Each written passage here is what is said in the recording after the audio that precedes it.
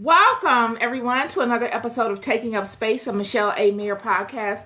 Always excited about coming forward, you guys. Today is no different. Today, I want to speak to something that I've been looking at online that I found thought-provoking. It was a thought-provoking conversation. I know I don't speak to current affairs. I usually try not to speak to current affairs on this podcast. I don't like to get riddled down into things that I don't really know about. When you speak to current affairs, you're speaking to a perception that's being pushed upon you by either the media or someone, right? And I just have had one of the most extraordinary walks in life that have taught me. I'm an avid student to what life teaches me. And I have learned in my life that I've got to really know what it's like to be in a situation before I speak to it. I've had situations befall me where people would perceive a thing because someone that they trusted positioned me in a particular light or introduced me to them in a particular light. That was not the truth of who I am, nor the totality of what I stand for or what I represent. And so having experienced things like that myself, I am very reluctant in following what someone else establishes as a narrative for a person. I'm just not with that at all. I don't honestly, I'm not with that. It actually makes me look at the situation, the dynamic, whatever it is that's being held up in the light and being conveyed in a particular way with more empathy and with a more critical way of looking at it than just to trust what someone else is conveying to me as being the truth and accept that as the entirety of what this person represents or what they did or what they have been spoken to have done. So, but I bring that up because I was looking at the interview that Jeffrey Epstein had that's being propagated all throughout social media. And I thought it was a really good interview. I thought it was good. It gives you a bird's eye view as to somewhat of Jeffrey Epstein's personality. I've never met Jeffrey Epstein, and I never knew of him prior to all of this stuff that's being conveyed of him in the media. And one thing I do want to bring up out of the interview that has birthed this podcast is one thing that he said when he was being questioned about the financial institutions and the players that really monopolize and that fuel that institution. And what he conveyed was that nobody knows the system entirely. And that he himself does not even understand the system. And I thought that was very interesting. I mean, I walked away with a number of different ideologies from that interview, but one that stands out the most is that when he said, nobody knows the system in its entirety, not even himself. Now, and this goes back to what I say all the time, y'all. The world is a stage. It's as if we are looking at people in a way that have made names for themselves in industries. We're viewing those people as if they have achieved a level of mastery in a thing that sets them apart from us. It's as if we're looking at them as if they've extended their intellectual capacity, they have absorbed vast amounts of knowledge, and then coupled that knowledge with vast amounts of experiences, as if the financial god of the universe has come down and convened amongst these people once they reached a level of perfection in their craft and sprinkled his anointing on them, giving them an insider knowledge to something that the others that embody this in this particular realm don't have. And it's just not that. Regular people. Regular people. What I got from the interview was really, it was interesting to me because I'm a listener. I listen intently. And what he was saying was just that these are regular people that just know people. They're just given an opportunity. And that without a calculator, a Texas Instruments calculator, they would not be able to deal in the environment in which sustains them. These are financial gurus that run the world. I thought that this was very interesting. But more than that, what I found most interesting is that if what he's saying is true, I don't know. But what I got mostly from what he conveyed is that he, nor anyone that he knows, not one colleague that he knows, has mastered this system. And it brought me back to some things that I have been saying over the last month, for a long time now, about how spirit does not like to be seen. It doesn't like to be traced. You can be hot on the heels of it, and it will know that. Yet it will do something so that it can hide itself from you, so that you constantly look for it. And even in your looking for it, you wander off into something else, making the distance that much further between you and it. It's amazing. That is exactly what I got from Jeffrey Epstein when he conveyed that nobody knows this system. They know parts of it.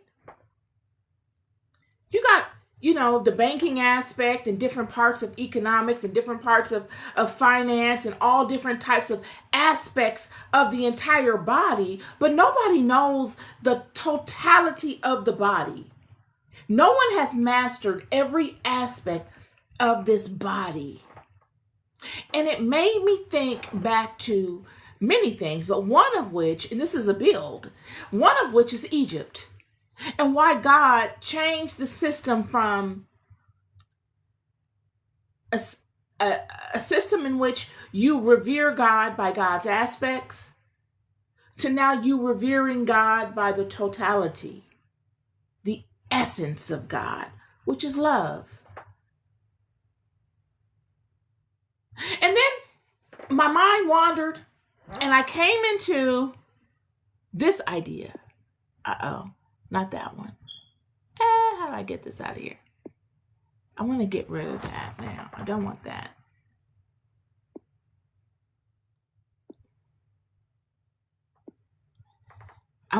Okay, so let's see.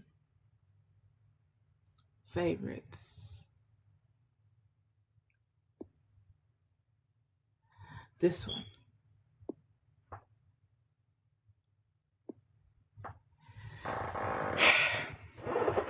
What you're looking at right here is what one would consider a bullseye. It's that thing that you get on your back, or let's just say not on your back. It's that thing, yeah. It's that thing you get on your back when you come forward and you elaborate on things that most people don't think about.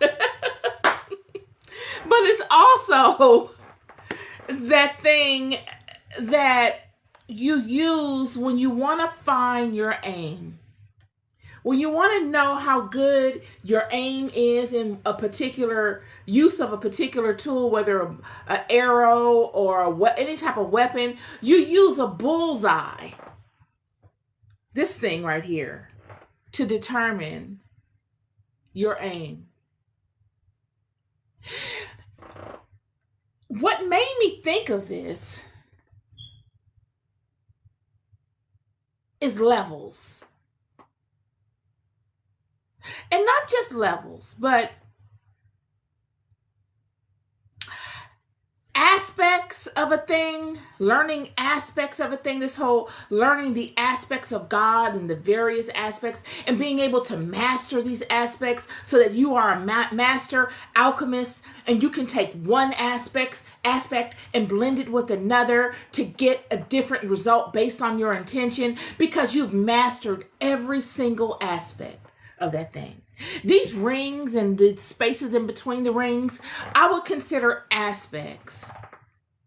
In some of the world's spiritual systems, they would consider these rings, the spaces in between these rings, as realms, as spiritual realms. In the Viking mythology, their spiritual system, this center area, this center piece right there, they would consider that Midgard, Middle Earth. That right there in the middle is Midgard. And that is the realm of the humans, you and me. But beyond this realm is a wall, and that looks like the little blackened circle. And that wall is ice, is frozen water. It initially was just water, they say, but that water people were able to master the seas, and people were able to get beyond the water at certain times. They had gotten to a level of ascension and had mastered the navigation of the open sea. And so now that water is turned to a huge body of ice, vast. So vast that if you try to get beyond it on foot, you just couldn't do it. There's no vegetation. There's no life there. There's no animal for you to eat. It's just too long of a journey to travel. So it's fair to say that each area that is in between these circles is another world. They all make up this plane of existence that we're bound to, but they're all different realms, they're different worlds, and they're distinguished by entities that inhabit them and by levels of spiritual ascension. You've got to, in order to have moved from Midgard, which is this middle portion here, to this outer portion here, you've ascended all the way. You have passed every level of ascension and have been granted access within these realms.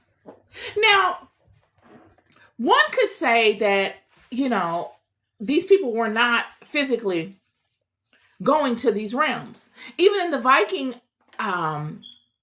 ideology of this concept, they have made room for such an idea.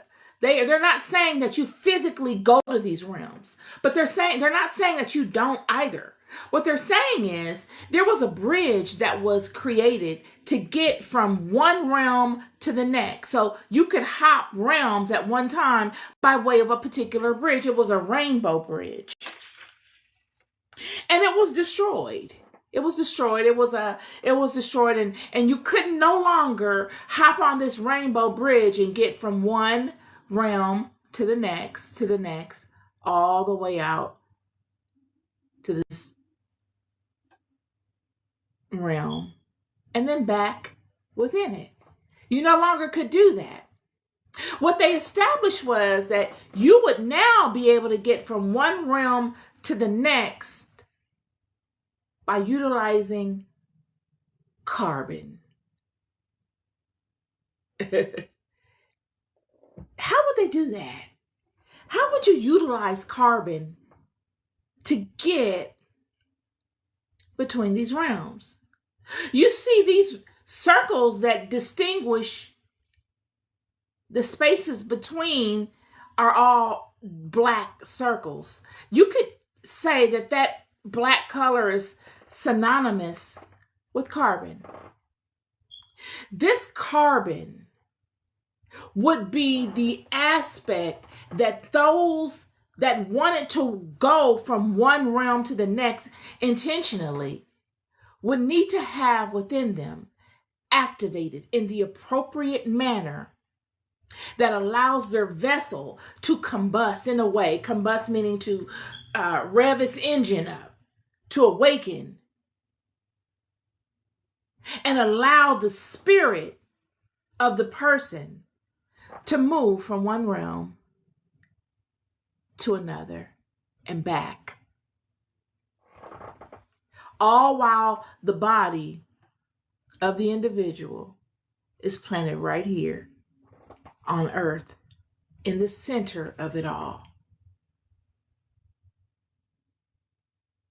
And how these people viewed those that had the carbon or not was by way of blood. It's a bloodline thing. You're either born with it or you're not. Yeah.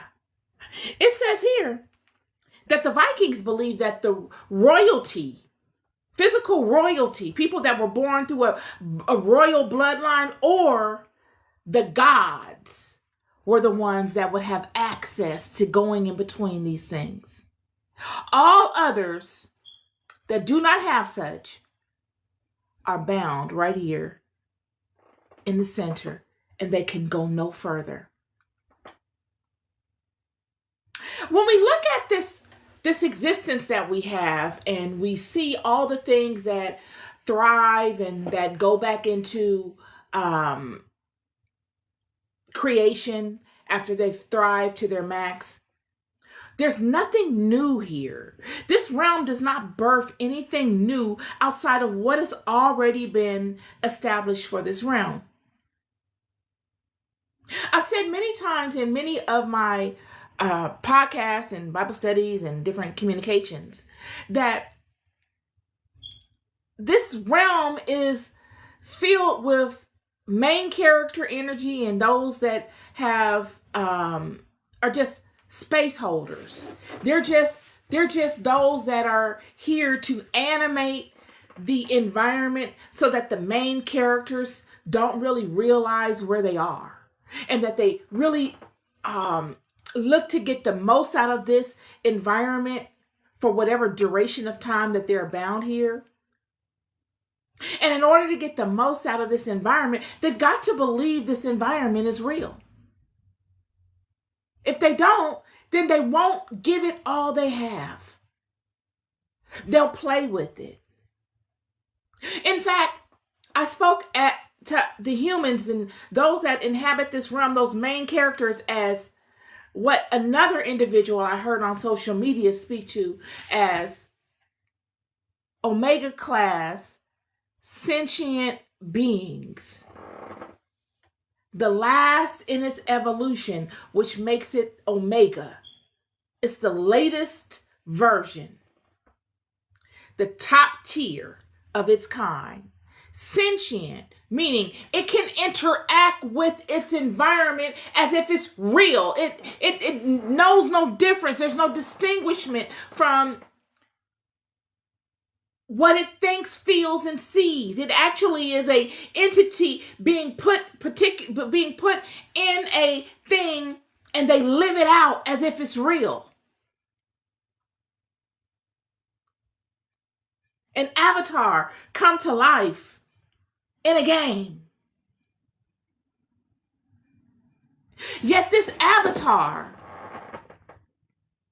while in the game, would need to perfect aspects of its own self by utilizing the very components of the game.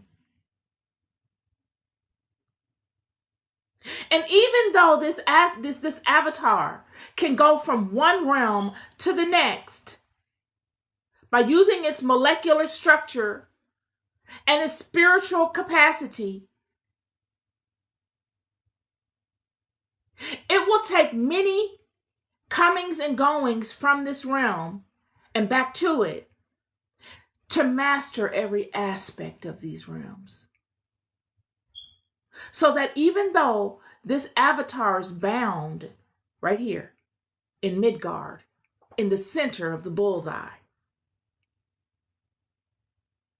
it can pull from other realms at will when need be to serve it in whatever capacity it needs while bound within Midgard. This is what I got from that interview with Jeffrey Epstein. I don't know how I was able to do this, but I just listened and it came to me.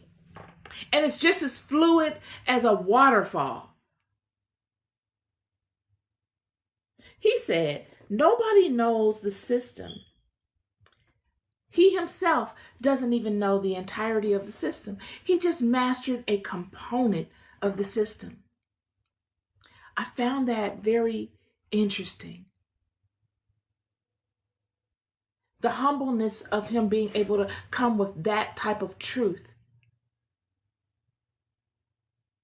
And how they use large words to convey something very simple and fundamental so that nobody else feels as though they can really wander off into that area of expertise. They get discouraged immediately. It weeds out those that really have a calling for it from those that don't. And it made me think to Jesus. Jesus coming forth and telling the children, the kingdom of heaven is within you. This is not an outside game. Everything is internal. I just spoke to this morning of Elijah going into the cave at Mount Horeb. And God saying, stand outside the cave. I'm going to pass by. And Elijah goes and does it. And many spirits come before Elijah. It's as if Elijah wasn't the only one that got the word from God. It's as if another entity intercepted the communication and knew what Elijah was doing and why he was doing it. And it immediately imposed itself in the middle of God and Elijah's situation and showed aspects of itself. And Elijah is sitting there looking. He's not acting. He's not doing anything. He's just observing. And he observes the earthquake, and he observes the fire, and he observes the wind, and he observes the small, still voice. And he does not make a determination on any of them until it resonated with him in his spirit. And that resonance that would establish the truth of what it was will come from inside of Elijah. That small, still voice didn't come as a whisper in his ear. That would be an outward projection. That would be like, did somebody just say something? You would think it came from outside of you. Is somebody outside talking? But when that small, still voice comes upon you, from within you, it's familiar. You've heard it before. No one can recreate that. Why? Because it's you. What we find here with this bullseye, varied realm kind of schematic that I'm showing you is a philosophy that the Egyptians would utilize quite extensively. This reminds me of those Russian dolls. What do they call them? The nesting dolls. Where you have one doll and then you create another doll that's just a little bit larger to it that looks exactly like it. And you encase that one doll in it, and then you get another doll that looks exactly like it, and you encase it in there. It's the same thing. These are what the Egyptians would consider varied aspects of one's own self. They were experts at creating these types of scenarios. They had it down to a science. Many of those mummies you see are mummified in coffins that resemble the Russian doll analogy that I just gave you, where you have one doll encased into another doll, encased into another doll, encased into another. And this would signify for the Egyptians the varied aspects of one's own soul and spiritual self. And the great work the Egyptians would consider to be the greatest work of an individual in their life is coming into the knowledge of and the management of all aspects of itself at the same time. Being able to realize the varied aspects and capabilities of one's own mind, body, and spirit. And being able to utilize each of these capabilities in whatever manner that they feel needful to inflict their will in the earth. Alchemy at its finest. Knowing each aspect of one's own self to a point that they can take portions of the aspects and intermingle them with one another to birth something new, a superpower, superhuman capabilities. All of this has to do with this circles inside of circles inside of circles, systems inside of systems inside of systems. I'm here to tell you that even today, we are standing and sitting, living within systems that are inside of systems, that are inside of systems, that are inside of systems. And there is no one man or woman on this planet that has a full grasp on the totality of them all. That is essentially what this man was saying in this interview. At its fundamental core, that is the humbling expression that we all send forth in our creation. Not one of us has been wise enough to master the entire system. Not one. In fact, it's created for us not to master. It's created for us to be humbled by it and to observe it and try our best to live up to our creation and looking to master it. Looking to be the best we can be by utilizing it. That's the only form of mastery that we can ever ascribe to.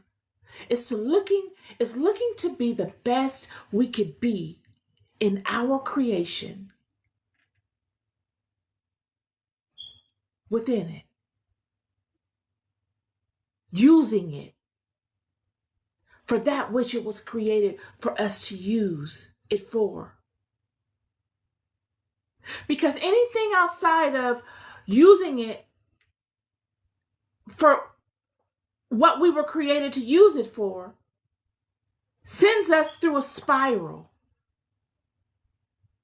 And we go no further than it. We get lessened by it. We are humbled to it. It's as if this middle portion is somewhat of a hologram. It's a holographic realm.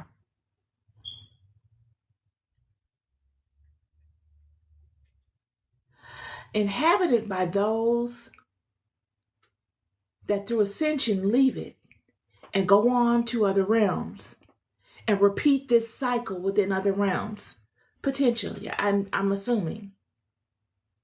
Whereas others are bound to this realm. They go no further than this realm. This is their realm.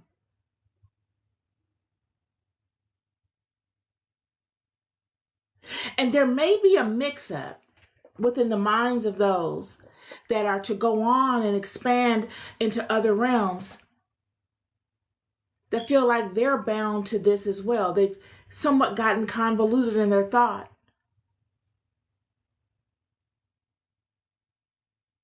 They've forgotten.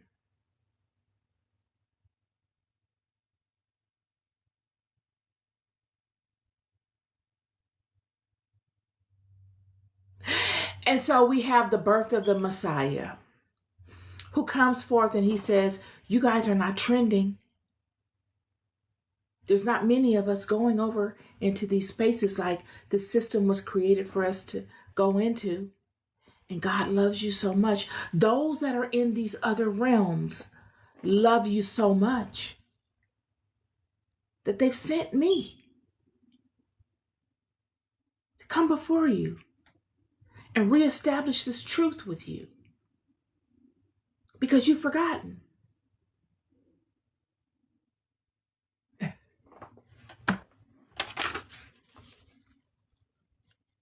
I've come to reestablish this conscious within you, is what Jesus was saying. It's a mind state. Because it is through this consciousness that you get to all of these other places. It is the mind state that these other places determine your qualifications by. It's not you being strong and all that. That ain't got nothing to do with it. It's here. What do you have here? Are you strong mentally? Have you built up your inner kingdom? Just as you have built up your outward kingdom. Because what we have now is those extending extremely large amounts of energy to the outward. This is what God will consider idol worship. You're putting all of your emphasis on the outward, when really you need to be building up what is in here. Because what is within here will allow you to master what is out here. When the enemy comes upon you to overtake you, you can battle with him, friend. You will be able to battle and persevere and overcome when you build up what's within here. But if all you've got is what you can do with the body and the outward projections,